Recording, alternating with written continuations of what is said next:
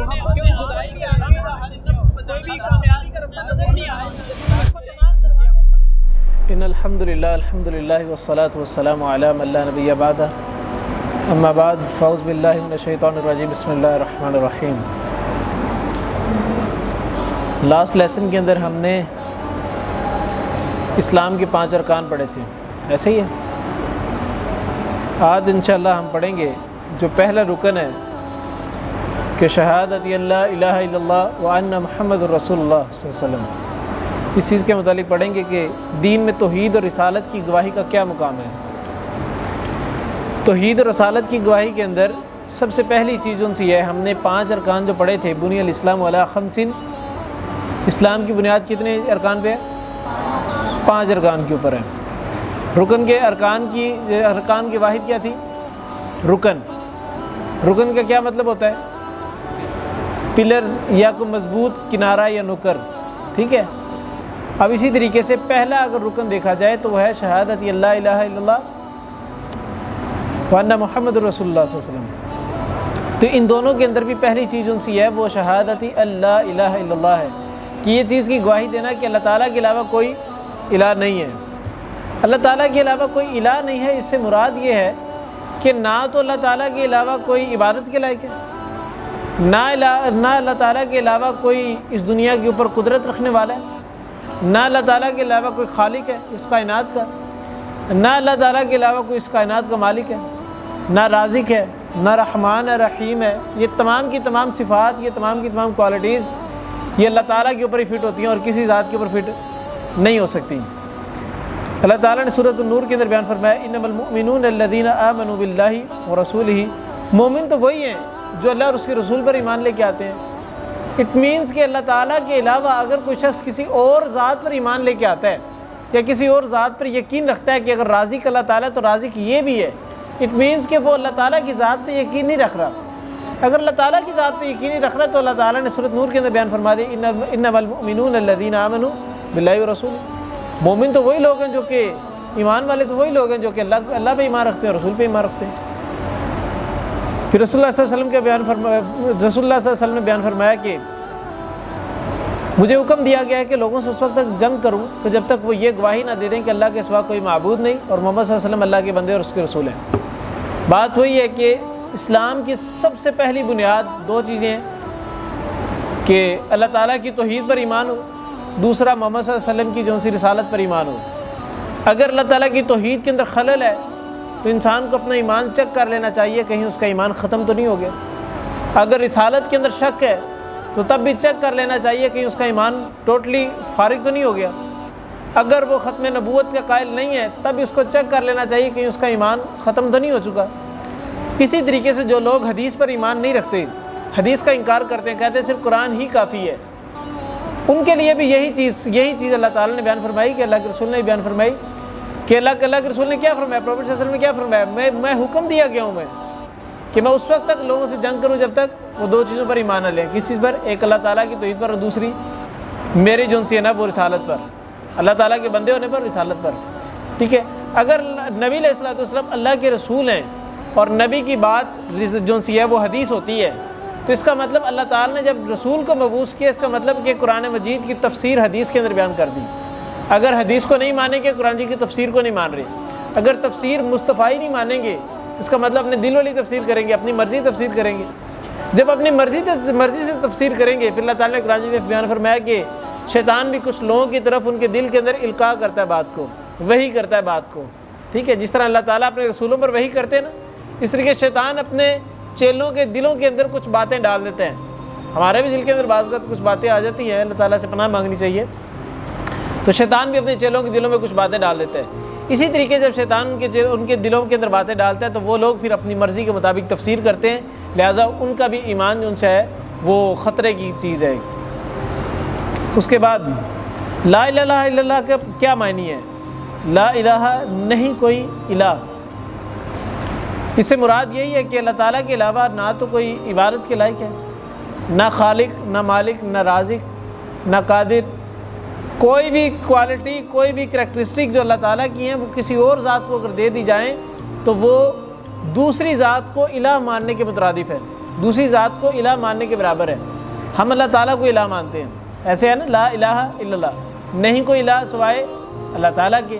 اس کا مطلب ہے اللہ تعالیٰ ہی صرف الہ ہے، ٹھیک ہے۔ جب ہی کا لفظ آ جائے گا تو اس کے اندر ساری چیز آ جائیں گی کہ اللہ تعالیٰ کے علاوہ کسی کی عبادت بھی نہیں کی جاتی، ٹھیک ہے، نہ ہی کوئی اس کے علاوہ کوئی معبود ہے، ٹھیک ہے، نہ ہی کوئی جو ہے وہ خالق ہے، ٹھیک ہے۔ تمام کی تمام کوالٹی صرف اللہ تعالیٰ کے پاس آ جائیں گی۔ پھر اللہ تعالیٰ نے سورۃ الحج کے اندر بیان فرمایا ذالک بأن اللہ هو الحق وأن ما يدعون من دونه هو الباطل، یہ اس لیے کہ اللہ تعالیٰ برحق ہے اور جس چیز کو کافر اللہ کے سوا پکارتے ہیں وہ باطل ہے، کہ اللہ تعالیٰ کی ذات ہی صرف حق ہے۔ اللہ تعالیٰ کے علاوہ جتنی بھی لوگ ہیں، جتنی بھی ذاتیں ہیں، جتنی بھی پرسنالٹیز ہیں، وہ ساری ساری باطل ہیں، 2 نمبر ہیں۔ کیوں؟ کیونکہ جو 1 نمبر چیز ہوتی ہے اس کے اندر کوئی کھوٹ نہیں ہوتا، کوئی کمی نہیں ہوتی۔ انسان، جتنے بھی انسان ہیں، جتنی مخلوقات ہیں، ان کے اندر کوئی نہ کوئی کمی ہے۔ ہمیں یہ پسینہ آتا ہے، یہ کیا لگتا ہے ہمارا حسن ہے، یہ ہمارا عیب ہے ایک۔ اللہ تعالیٰ کی ذات کے اندر یہ چیز نہیں ہے، اللہ تعالیٰ ہر عیب سے پاک ہے، انسان عیب سے بھرے ہوئے ہیں۔ یہی وجہ ہے کہ اللہ تعالیٰ ہی صرف الہ ہے۔ الہ تو وہی ہوتا ہے جو ہر قسم کے عیب سے پاک ہو، ہر قسم کے نقص سے پاک ہو۔ خالص چیز وہی ہوتی ہے نا، پیور چیز وہی ہوتی ہے۔ امپیورٹیز جن کے اندر ہوتی ہیں ان کی قدر کوئی نہیں ہوتی۔ اسی طریقے سے صرف اللہ تعالیٰ کی ذات کی قدر، اس کے علاوہ کسی کی قدر نہیں ہے۔ اللہ تعالیٰ نے سورۃ البقرہ کے اندر بیان فرمایا کہ وَمَن يَكْفُرْ بِالطَّاغُوتِ وَيُؤْمِن بِاللَّهِ فَقَدِ اسْتَمْسَكَ بِالْعُرْوَةِ الْوُثْقَىٰ لَا انفِصَامَ لَهَا، جو طاغوت کا انکار کر کے ایک اللہ پر ایمان لایا، یقیناً اس نے ایک مضبوط کڑے کو تھام لیا، لا انفصام لها، وہ ٹوٹ نہیں سکتا۔ اللہ تعالیٰ نے بیان فرمایا کہ جو طاغوت کا انکار کر اللہ تعالیٰ پر ایمان لے کے آئے، طاغوت اللہ تعالیٰ کے علاوہ، اللہ تعالیٰ کی ذات کے علاوہ جتنی بھی شیطانی چیزیں ہیں وہ تمام کی تمام چیزیں طاغوت کے اندر شامل ہوتی ہیں، اللہ تعالیٰ کی ذات کے علاوہ، ٹھیک ہے۔ اسی طریقے سے طاغوت کے اندر جو سے نا وہ مفسرین کہتے ہیں کہ طاغوت سے مراد جو ہے وہ میوزیکل بینڈز بھی ہو سکتے ہیں، میوزیکل بینڈز بھی ہو سکتے ہیں۔ آپ دیکھتے ہیں کہ مختلف قسم کے بینڈز ہیں، وہ کیا نام ہے، پچھلے دنوں ایک بینڈ بڑا مشہور ہوا تھا، وہ جو آئی تھنک سو کورین تھا، کوئی BTS۔ اب اس طرح کی جتنی چیزیں ہیں وہ کیا چیزیں ہیں، انسان کو اللہ تعالیٰ سے دور لے کے جا رہی ہیں۔ انسان کے دل کے اندر اللہ تعالیٰ کی جہاں پہ محبت ہونی چاہیے، اس پورشن کے اندر اللہ تعالیٰ کی محبت کے علاوہ کن کی محبت ہے، ان بینڈز کی جو کہ میوزیکل ہے، ٹھیک ہے، اور وہ ان پہ مر مٹنے کو تیار ہیں، اور معذرت کے ساتھ ہمارے مسلمان اس میں سب سے صف اول پہ ہوتے ہیں۔ تو اللہ تعالیٰ اسے ہمیں پناہ کے اندر رکھے۔ وَقَضَىٰ رَبُّكَ أَلَّا تَعْبُدُوا إِلَّا إِيَّاهُ، اور تیرے رب نے حکم دے دیا کہ نہیں عبادت کرو مگر صرف کس کی، اللہ تعالیٰ کی۔ عبادت کی جا سکتی ہے تو صرف کس کی، اللہ تعالیٰ کی۔ اس میں ایک پوائنٹ چھوٹا سمجھنے والا ہے، اللہ تعالیٰ کی اگر عبادت کی جاتی ہے، عبادت کے اندر نماز پڑھتے ہیں، نماز کے اندر سجدہ کرتے ہیں، نماز کے اندر رکوع بھی کرتے ہیں۔ رکوع ایک تعظیمی سجدے کی صورت کے اندر ہوتا ہے، جو تعظیم کے لیے، عزت کے لیے جھکتے ہیں ہم، ایسے ہے کہ نہیں؟ سجدہ باقاعدہ عبادت کے لیے ہوتا ہے۔ معلوم ہوا کہ جو ہم تعظیمی طور پہ جھک رہے ہیں یہ بھی عبادت کا ایک حصہ ہے، ایک سٹیپ ہے عبادت کا۔ اسی طریقے سے جو لوگ غیر اللہ کے سامنے جا کے، قبروں کے سامنے جا کے تعظیمی طور پہ جھکتے ہیں، ہم نماز کے اندر کیا تعظیمی طور پہ جھکنا کیا ہے، عبادت کا ایک حصہ ہے۔ اگر وہاں پہ تعظیمی طور پہ جھک رہے ہیں تو اس کا مطلب وہ عبادت کا ایک حصہ غیر اللہ کے نام پہ کر رہے ہیں، نعوذ باللہ من ذالک، جس سے ہمیں اللہ تعالیٰ سے پناہ مانگنی چاہیے۔ جھکے انسان تو صرف اور صرف ایک ذات کے سامنے۔ اللہ تعالیٰ نے ایک سر بنایا تو ایک ہی در بنایا جھکنے کو، ایسے ہے کہ نہیں؟ اللہ تعالیٰ نے ایک دل بنایا تو اس دل میں ایک ہی قسم کی محبت ہونی چاہیے، ڈفرینٹ قسم کی محبت نہیں ہونی چاہیے، ویریس ٹائپس نہیں ہونی چاہیے اس کے اندر۔ چلیں نیکسٹ پارٹ نکالیں، نماز کا پارٹ انشاءاللہ ہم کل کریں گے، آج ایتھکس کا پارٹ نکالیں۔ پہلے پیج نمبر 71 ہے، حدیث نمبر 5 ہے۔ پروفٹ صلی اللہ علیہ وسلم کی حدیث ہے، امام مسلم رحمہ اللہ نے اپنی کتاب صحیح مسلم کے اندر نریٹ کی ہے۔ آپ صلی اللہ علیہ وسلم نے بیان فرمایا کہ اذا اکل احدکم فلیأکل بیمینہ، جب تم میں سے کوئی شخص کھانا کھائے، فلیأکل بیمینہ، تو وہ دائیں ہاتھ سے کھائے، واذا شرب فلیشرب بیمینہ، اور جب وہ کوئی چیز پیے تو کس سے پیے، بیمینہ، اپنے دائیں ہاتھ سے پیے۔ فإن الشیطان یأکل بشمالہ، پر بے شک شیطان جو ان سے ہے وہ کون سے ہاتھ سے کھانا کھاتا ہے، بائیں ہاتھ سے، الٹے ہاتھ سے کھانا کھاتا ہے۔ فلیأکل یأکل بشمالہ، وَيَشْرَبُ بِشِمَالِهِ، اور وہ جب پیتا ہے تو کسے پیتا ہے؟ الٹے ہاتھ سے، بائیں ہاتھ سے۔ حدیث صحیح مسلم کے اندر موجود ہے یہ۔ پروفیٹ صلی اللہ علیہ وسلم کا یہ عمل صرف کھانے پینے سے متعلق نہیں ہے، بلکہ ہر اچھے اور برے کام سے متعلق ہے۔ پروفیٹ صلی اللہ علیہ وسلم ہر اچھا کام دائیں سائڈ سے سٹارٹ کرتے تھے، رائٹ سائڈ سے سٹارٹ کرتے تھے، اور ہر جو ان سے اچھا کام جو نہیں ہوتا تھا وہ بائیں سائڈ سے سٹارٹ کرتے تھے۔ مثال کے طور پہ جب کپڑے پہنتے تھے تو دائیں سائڈ سے سٹارٹ کرتے، رائٹ سائڈ سے، پہلے رائٹ بازو جو ہے وہ کپڑوں کے اندر ڈالتے تھے۔ کھانا کھاتے تھے رائٹ سائڈ سے سٹارٹ کرتے تھے، جوتا پہنتے تھے رائٹ سائڈ سے سٹارٹ کرتے تھے، ٹھیک ہے۔ اس طریقے سے کوئی بھی کام ہے وہ سب سے پہلے رائٹ سائڈ سے ہی سٹارٹ کیا جاتا ہے۔ غسل کا بھی طریقہ دیکھیں تو وہ بھی پہلے رائٹ سائڈ سے سٹارٹ کیا جاتا ہے، پھر لیفٹ سائڈ کی طرف آیا جاتا ہے، ایسے ہے کہ نہیں؟ اسی طریقے سے ہر اچھا کام رائٹ سائڈ سے سٹارٹ کیا جائے گا، اور ہر جو اچھا کام نہیں ہوگا وہ لیفٹ سائڈ سے سٹارٹ ہوگا۔ سمجھ آ گئی بات کی؟ کیوں؟ کیونکہ رائٹ سائڈ سے جو کام کرتے ہیں وہ پروفیٹ صلی اللہ علیہ وسلم کی سنت ہے، اور جو لیفٹ سائڈ سے کام کیا جاتا ہے یہ شیطان کی سنت ہے۔ سمجھ آ گئی بات کی؟ اسی طریقے سے کچھ لوگ لیفٹ ہینڈ سے لکھتے ہیں، اس کے اندر سب سے پہلی جو غلطی ہے وہ پیرنٹس کی ہے۔ پیرنٹس کو رائٹ ہینڈ سے لکھنا سکھانا چاہیے۔ اگر پیرنٹس نہیں سکھاتے تو ٹیچرز کو چاہیے دے ہیو ٹو کہ وہ بچوں کو رائٹ سائڈ سے لکھنا سٹارٹ کریں، ان کو رائٹ ہینڈ سے لکھنا سکھائیں، ٹھیک ہے۔ اور اگر بچہ لکھ رہا ہے لیفٹ ہینڈ سے تو اس کو چاہیے کہ وہ رائٹ ہینڈ سے لکھنے کی کوشش کرے گا نا۔ شروع میں جو ہے وہ غلط لکھے گا۔ آپ کبھی اگر رائٹ سائڈ سے لکھنا رائٹ سائڈ سے لکھنا جانتے ہیں، لیفٹ ہینڈ کے اندر جب پینسل پکڑ کے لکھیں، آپ الف لکھیں گے، الف ادھر جا رہا ہوگا، ادھر جا رہا ہوگا، تو یہ جب آپ اس طریقے سے لکھ رہے ہوں گے آپ تصور کریں کہ بچپن کے اندر آپ اس طریقے سے لکھتے تھے۔ سمجھ آئی بات کی؟ تو سٹارٹ اپ ہے نا، 2-3 دن مشکل ہوگی، ہفتہ مشکل ہوگی، 2 ہفتے مشکل ہوگی، اس کے بعد وہ آپ کا طریقہ کار درست ہو جائے گا، ٹھیک ہے، سنت کے مطابق ہو جائے گا۔ سمجھ آ گئی بات کی؟ اور یقین جانیے رائٹ ہینڈ سے لکھنے سے ثواب بھی ملے گا، اس چیز کی گارنٹی نبی کی حدیث ہے جو پروفیٹ صلی اللہ علیہ وسلم نے بیان فرمایا کہ ہر اچھا کام جو ہے نا وہ دائیں سائڈ سے سٹارٹ کرنا چاہیے۔ اسی لیے رائٹ ہینڈ کو یوز کریں گے، اس کا اجر بھی ملے گا جب لکھیں گے، لیکن اچھی چیز۔ سمجھ آ گئی بات کی؟ چلیں نیکسٹ پورشن نکالیں۔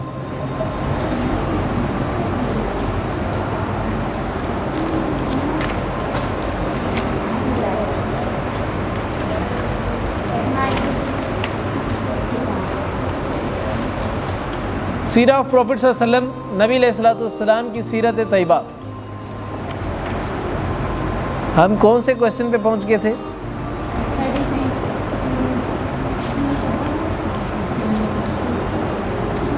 ہم نے کویسچن نمبر 31 پڑھا تھا، پیج نمبر 91 ہے۔ آج پڑھیں گے انشاءاللہ کویسچن نمبر 32۔ بسم اللہ الرحمن الرحیم۔ کیا آپ صلی اللہ علیہ وسلم کے بچوں نے نبوت کا زمانہ پایا؟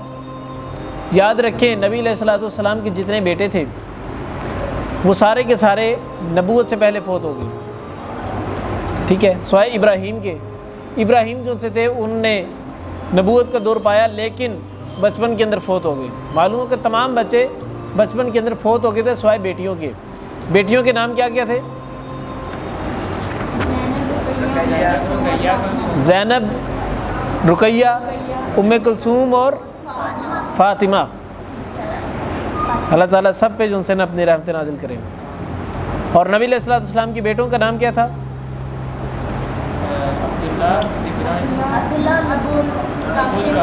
عبداللہ، ابو القاسم، ٹھیک ہے، اور ابو القاسم نہیں تھا، بیٹے کا نام قاسم تھا۔ نبی علیہ الصلوۃ والسلام کی کنویت بیٹے کی وجہ سے ابو القاسم کہلائی تھی۔ ابو القاسم کا مطلب ہوتا ہے قاسم کا باپ، ٹھیک ہے۔ اسی طریقے سے سید نبی علیہ الصلوۃ والسلام کے بیٹے کا نام قاسم تھا، عبداللہ تھا، اور تیسرا ابراہیم۔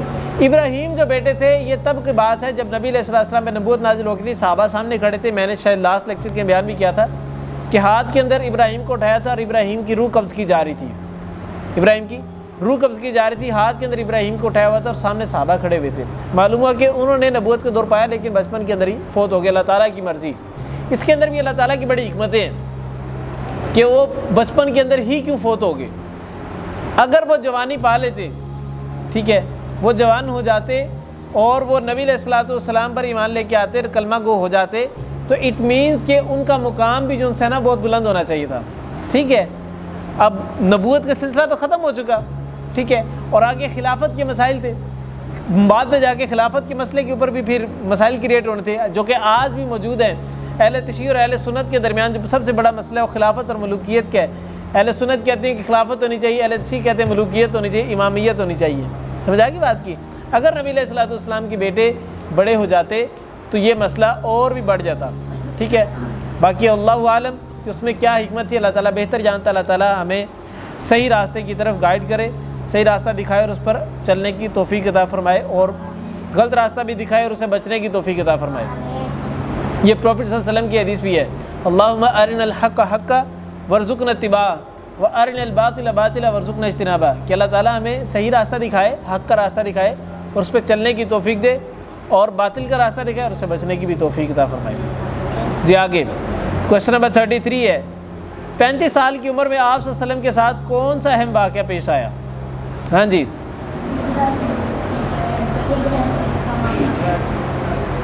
حجر اسود کا اس کی تنصیب کا معاملہ پیش آیا۔ تنصیب کیا ہوتی ہے؟ کسی چیز کو نصب کرنا، نصب سے لفظ نکلا ہے تنصیب۔ نصب کہتے ہیں فکس کرنے کو، فکس اٹ، ٹھیک ہے، فکس کرنے کو۔ ہوا اس طرح تھا کہ بعض اوقات کئی دفعہ، بلکہ تاریخ کے اندر آپ پڑھیں گے کہ سیلاب آتے تھے، اور اس سیلاب کے آنے کی وجہ سے یا زلزلے آنے کی وجہ سے یا بارشیں زیادہ ہونے کی وجہ سے، کیونکہ خانہ کعبہ کی دیواریں جو سی تھیں وہ کچی دیواریں بنائی جاتی تھیں، ٹھیک ہے، اس ٹائم سیمنٹ تو ہوتا نہیں تھی یا کنکریٹ تو ہوتا نہیں تھا، اس ٹائم کچی دیواریں ہوتی تھیں۔ قدرتی آفات کے آنے کی وجہ سے وہ دیواریں بعض کا دراڑیں آ جاتی تھی، اس میں وہ دیواریں بعض کا ٹوٹ جاتی تھی، کیونکہ دیوار تو دیوار ہوتی ہے، ٹھیک ہے، وہ دیواریں بعض کا ٹوٹ جاتی تھی، تو اس کی دوبارہ تعمیر کی جاتی تھی۔ جب دوبارہ تعمیر کی جاتی تھی تو حجر اسود کا جو پتھر تھا جو جنت سے آیا تھا، وہ پتھر بھی پھر اتر جاتا تھا۔ اوبیسلی بات، دیوار کے اندر فکس ہے، اس طرح ایک نکر کے اندر یہاں پہ فکس ہے، جب وہ اس دیوار کو توڑ دیا جائے گا تو وہ پتھر اتر جائے گا، اب اس کو دوبارہ لگانا ہے۔ یہ ایک بہت بڑا منصب ہے کہ کسی انسان کو یہ موقع دیا جائے کہ وہ انسان اس جنت کے پتھر کو اپنے ہاتھوں کے اندر اٹھا کے ایک جگہ پر فکس کرے۔ یہ بہت بڑا منصب تھا۔ تو وہ اس طرح کہ نبی علیہ الصلوۃ والسلام کی عمر 35 ایئرز ہوگی، 35 سال ہوگی۔ اب اس ٹائم خانہ کعبہ کی تعمیر کی جا رہی تھی۔ میں آپ کو اس سے پہلے ایک اور چیز بتاتا ہوں، خانہ کعبہ کی تعمیر جو سی ہے نا، آج کل جو خانہ کعبہ ہم دیکھتے ہیں اس کی پوزیشن کس قسم کی ہے، کس ٹائپ کا ہے؟ اسکوئر شیپ کے اندر ہے، ایسے ہی ہے، حالانکہ اسکوئر شیپ میں تھا نہیں۔ خانہ کعبہ کی تعمیر جو سی ہے، خانہ کعبہ کا ڈیزائن سٹرکچر وہ ایسے کر کے ہے، ایسے، سمجھ آ گئی بات کی؟ تو اس طرح لمبائی کے اندر خانہ کعبہ تھا۔ آج بھی دیکھتے ہیں کہ خانہ کعبہ کی جو 4 دیواری ہے اس کے باہر ایک خاتم کی دیوار ہے، گول سی دیوار ہوتی ہے، وہ دیوار ایک علامت کے طور پہ کھڑی کی گئی کہ یہ دیوار جو سی ہے، یہ اس دیوار سے لے کے درمیان کا جتنا حصہ خانہ کعبہ کے اینڈ تک، یہ سارا خانہ کعبہ کا حصہ ہے۔ پیسوں کی کمی کی وجہ سے ہوا اس طرح، جب خانہ کعبہ کو دوبارہ تعمیر کیا جا رہا تو اعلان کیا گیا کہ صرف اس خانہ کعبہ کی تعمیر کے اندر اس بندے کے پیسے ایڈ کیے جائیں گے جس بندے کی کمائی حلال کی ہوگی، 1 نمبر کمائی ہوگی، اس کے کمائی کے اندر 2 نمبر چیز نہیں ہوگی، اس کمائی کے اندر کوئی حرام کے ذریعے سے کمائی نہیں گئی ہوگی، اس کمائی کے اندر کوئی دھوکے کی چیز نہیں ہوگی، ٹھیک ہے، پیور کمائی ہوگی، پیور انکم ہوگی، صرف اسی کے پیسے ایڈ کیے جائیں گے۔ اب تصور کریں مکہ کتنا بڑا تھا، کتنے بڑے سردار تھے، اور لاکھوں کی تعداد میں اونٹوں کی قطاریں لگی ہوتی تھی، ٹھیک ہے، تو آپس میں شرطیں لگا کے 100 اونٹ ذبح کر دیتے تھے، جس کی آج کی قیمت دیکھیں تو تقریباً کوئی ایک کتنا تقریباً بنتا ہے، 2 لاکھ کا اگر ایک اونٹ بنایا جائے تو تقریباً 2-3 کروڑ کی وہ شرطیں لگا کے ہار جاتے تھے، جیت جاتے تھے، اتنے مالدار تھے۔ لیکن پھر بھی خانہ کعبہ کی جب تعمیر کا مسئلہ آیا، حلال کی کمائی کی بات آئی، کسی کی کمائی حلال کی نہیں نکلی، سوائے چند ایک لوگوں کی، اور پھر جو وہ کمائی نکلی اس سے جو خانہ کعبہ تعمیر کیا گیا، اب اس کی تعمیر چھوٹی ہوئی، تو پھر فیصلہ یہ کیا گیا کہ خانہ کعبہ کی جو بنیادیں ہیں ان سے تھوڑا سی دیوار اوپر کھڑی کر دے تاکہ علامت کے طور پہ رہے کہ خانہ کعبہ کا حصہ ہے، خاتم کا حصہ ہے۔ اسی طریقے سے جب کووڈ کے اندر خانہ کعبہ کو کور کیا گیا تھا، آپ نے دیکھا ہوگا صرف خانہ کعبہ کی 4 دیوار نہیں، وہ حتیم کا ایریا بھی کور کر دیا گیا تھا۔ اس کی ریزن یہ ہے کہ وہ خانہ کعبہ کا حصہ ہے۔ اب بات آتی ہے کہ خانہ کعبہ کی دوبارہ وہ تنصیب جو حجر اسود کی تنصیب کرنی تھی، ہوا اس طریقے سے کہ خانہ کعبہ جو ہے اس کو دوبارہ تعمیر کرنے لگے۔ جب پورا تعمیر ہو گیا، اب وہ حجر اسود کو لگانے کا مسئلہ آیا، تو اب ہر سردار کے قبیلے کا سردار، کتنے قبیلے تھے، بنو ہاشمی تھا، بنو قریظہ بھی تھا، ٹھیک ہے، اس طرح کتنے قبیلے تھے، آپس میں لڑنے لگ گئے ان کے سردار کے اس پتھر کو ہم نے لگانا ہے، دوسرا سردار کہ نہیں یہ میں نے لگانا ہے، تیسرا کہ نہیں میں نے لگانا ہے۔ اب ہر کسی کے لیے ایک بڑا مقام تھا، ایک جھگڑا سے پیدا ہو گیا۔ اب فیصلہ یہ کیا گیا کہ ٹھیک ہے، خانہ کعبہ کے نا اس ٹائم حرم کے کچھ دروازے ہوتے تھے، فیصلہ یہ کیا گیا کہ اس ٹائم پیریڈ کے بعد اس ایریے کے اندر اس دروازے سے جو پہلا شخص داخل ہوگا ہم اسے کہہ کے پتھر لگوا دیں گے، وہ ہمارے معاملے کا فیصلہ کر دے گا کہ کون پتھر لگائے گا۔ تو ہوا اس طریقے سے کہ اللہ تعالیٰ کی قدرت ہی ہوئی کہ آگے سے دروازے کے اندر سے نبی علیہ السلام حرم کے اندر داخل ہو رہے ہیں۔ انہوں نے دیکھا تو فوراً سارے رضامند ہو گئے، کیونکہ پروفیٹ صلی اللہ علیہ وسلم کی سیرت ہی ایسی تھی کہ وہ ایماندار تھے، اگرچہ چھوٹے تھے 35 سال کے تھے، وہاں پہ بڑے بڑے بزرگ ان کے بیٹھے ہوئے تھے، سردار بیٹھے ہوئے تھے، چھوٹے تھے لیکن ایماندار تھے۔ یہی وجہ تھی کہ بڑوں نے چھوٹے پر یقین کر لیا اور کہا کہ محمد جو فیصلہ کرے گا ہم مان لیں گے۔ تو نبی علیہ السلام بڑے حکمت والے تھے، کیونکہ نبی ہوتا ہی حکمت والا ہے۔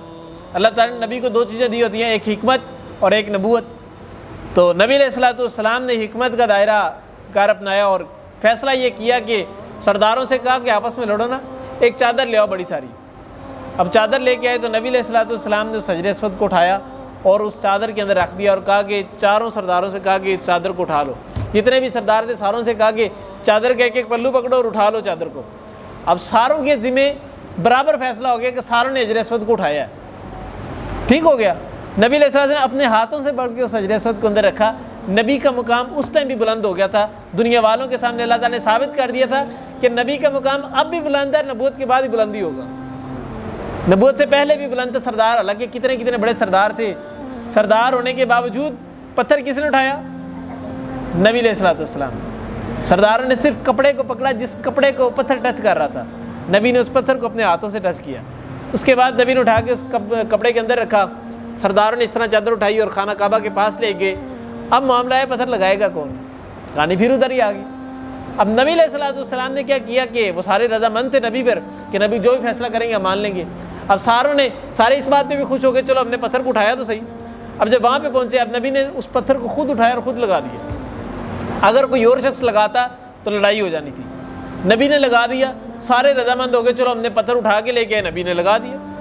سمجھ آ گئی بات کی؟ نبی کا مقام اللہ تعالیٰ ہر جگہ سرخرو کرتا ہے، نبی کو ہر جگہ نبی مقام بلند رکھتا ہے۔ یہی وجہ تھی کہ اللہ تعالیٰ نے دنیا کے اندر اس نبوت کے سلسلے سے پہلے ہی نبی کا مقام سب سے پریورٹی پہ رکھ دیا اور باقی لوگوں کو کم رکھا، کہ نبوت کے مقام جس شخص پہ نبوت نازل ہوتی ہے اس کا مقام دنیا میں بھی بلند ہوتا ہے، آخرت میں بھی بلند ہوتا ہے، اس کا مقام نبوت سے پہلے بھی بلند ہوتا ہے، نبوت کے بعد بھی بلند ہوتا ہے۔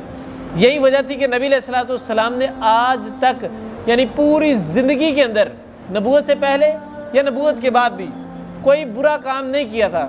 پوری دنیا کی ہسٹری اٹھا کے دیکھ لیں، جتنے بھی انسان دنیا کے اندر آئے ہیں ان سب کی ہسٹری اٹھا کے دیکھ لیں، ان کی ذات کے اندر کوئی نہ کوئی ایک کمی لازماً رہ گئی ہوگی۔ یہی وجہ ہے کہ پروفیٹ صلی اللہ علیہ وسلم کی حدیث ہے کہ کل قیامت کے دن جب حساب کتاب شروع کرنے کا معاملہ آئے گا سارے آدم کے پاس جائیں گے، ٹھیک ہے، وہ جو بابائے آدم ہیں، تمام انبیاء کے بھی باپ ہیں، تمام انسانوں کے باپ ہیں۔ نبی کا باپ ہونا کتنا بلند مقام ہے، اور نبی کا باپ بھی نبی ہو اور تمام نبیوں کا باپ ہو، کتنا بڑا مقام ہے۔ لیکن آدم کیا کہیں گے؟ پروفیٹ صلی اللہ علیہ وسلم کی حدیث آدم کہیں کہ میں نہیں کر سکتا، میں سفارش نہیں کر سکتا، میں نے ایک وہ چھوٹا سا پھل کھا لیا تھا، میری غلطی ہے۔ اسی طریقے تمام نبیوں کے پاس جائیں گے اور اسی طریقے سے معاملہ ہوگا۔ اخیر نبی کے پاس آئیں گے، محمد صلی اللہ علیہ وسلم کے پاس آئیں گے اور پروفیٹ صلی اللہ علیہ وسلم کہیں گے ہاں آج کے دن میں سفارش کروں گا۔ تو یہی وہ چیز ہے کہ اللہ تعالیٰ نے اپنے نبی کو شروع سے ہی سرخرو رکھا اور پاک رکھا۔ آپ صلی اللہ علیہ وسلم کو نبوت کتنے برس کی عمر میں ملی؟ 40 سال کی عمر میں آپ صلی اللہ علیہ وسلم کو نبوت ملی تھی۔ چلیں اچھا، اس کے اندر 40 سال کی عمر میں ہی کیوں ملی؟ اس کے اندر ہی بڑی حکمتیں ہیں، ٹھیک ہے، انشاءاللہ اس کو پھر کسی لیکچر کے اندر ڈسکس کریں گے کہ نبوت 40 سال کی عمر میں ہی کیوں نازل ہوتی ہے۔ تمام انبیاء کو دیکھیں، سارے انبیاء پر جب بھی نبوت نازل ہوئی اس ٹائم ان کی عمر کتنی تھی؟ 40 سال۔ اس کے اندر ایک بہت بڑی حکمت ہے، انشاءاللہ کسی نیکسٹ لیکچر کے اندر اس کو ڈسکس کریں گے۔ تو ہم نے ابھی تک سیرت کے جو پہلو ہے، جو سیرت کے کوشچنز ہیں، ان میں سے ہم نے نبی علیہ السلام کی پیدائش سے لے کے نبوت تک کے تمام چیزیں جو سے نا وہ بڑی مختصراً پڑھ لی ہیں۔ کتنے کوشچن ہو گئے ٹوٹل؟ ہمارے 34 کوشچنز ہو گئے ہیں۔ 34 کوسچنز کے اندر ہم نے پیدائش سے لے کے نبوت تک کی چیزیں پڑھ لی ہیں. انشاءاللہ کل کلاس کے اندر نیکسٹ لیکچر کے اندر ہم نبوت سے لے کے ہجرت تک کے تمام باتیں پڑھیں گے انشاءاللہ تعالیٰ. اللہ تعالیٰ سے دعا ہے کہ اللہ تعالیٰ ہمیں نبی علیہ الصلوۃ والسلام کی سیرت کا مطالعہ کرنے کے بعد اس پر عمل کرنے کی توفیق عطا فرمائے. سبحانک اللہم و بحمدک اشہد ان لا الہ الا انت استغفرک و اتوب الیک. السلام علیکم ورحمۃ اللہ وبرکاتہ.